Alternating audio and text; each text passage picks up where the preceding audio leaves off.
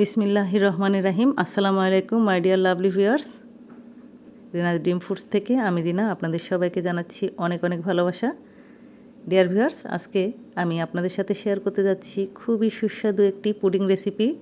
আজকের recipe orange milk pudding. এর জন্য আমি বেশ কিছু অরেঞ্জ নিয়ে নিয়েছি।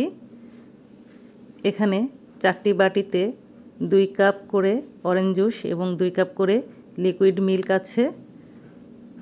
যেহেতু আমি 4টা লেয়ার তৈরি করব, প্রথমে আমি 2 কাপ অরেঞ্জ জুস, 1/3 কাপ চিনি এবং 1.5 চা চামচ আগার পাউডার একত্রে মিশিয়ে নিচ্ছি। তবে চিনিটা আপনারা আপনাদের স্বাদ অনুযায়ী ব্যবহার করতে পারবেন। এখন আমি চুলা জ্বালাইনি, খুব ভালো মতো নেড়ে মিশিয়ে নিচ্ছি। মেশানোর পর আমি চুলা জ্বালিয়ে দিব। খুব ভালোভাবে মেশানো হয়ে গেল। এখন আমি চুলা জ্বালিয়ে দিচ্ছি। চুলার তাপ স্বাভাবিক থাকবে আর চুলা জ্বালানোর পর অনবরত নাড়তে হবে, তা না হলে লাম্পস পড়ে যেতে পারে। আমি অনবরত নেড়ে যাচ্ছি। যখন একটু ফুটে উঠবে আমি নামিয়ে নিব। ফুটে উঠেছে, এখন আমি নামিয়ে নিব।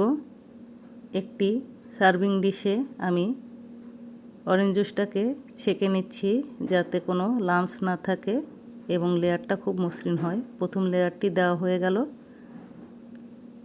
এখন আমি অন্য একটি পাত্রে 2 কাপ দুধ, 1/3 কাপ চিনি আর 1.5 চা চামচ আগার পাউডার দিয়ে আগের মতো একইভাবে খুব ভালো মতো মিশিয়ে নিব। মেশানো হয়ে গেলে আমি চুলা জ্বালিয়ে দিব।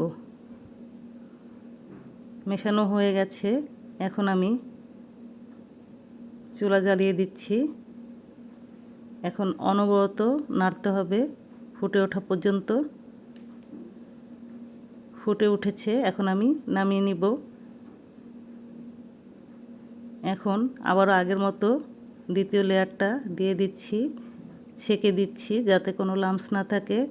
ডিয়ার ভিউয়ার্স, খেয়াল রাখতে হবে প্রথম লেয়ারটা হালকা গরম থাকা অবস্থায় দ্বিতীয় লেয়ারটা দিতে হবে, তাহলে লেয়ারগুলো একটি আরেকটির সাথে আটকে থাকবে, তা না হলে কাটার সময় ছুটে যেতে পারে।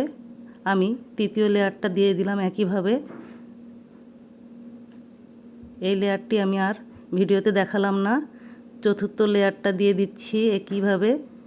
এই লেয়ারটিও আমি ভিডিওতে দেখাচ্ছি না, কারণ পদ্ধতি একই, অনুপাতও একই। ছেঁকে নিলাম। এখন হালকা গরম থাকা অবস্থায় আমি অরেঞ্জের কিছু স্লাইস করে দিয়ে দিচ্ছি। আমি মোট 6টি স্লাইস দিব।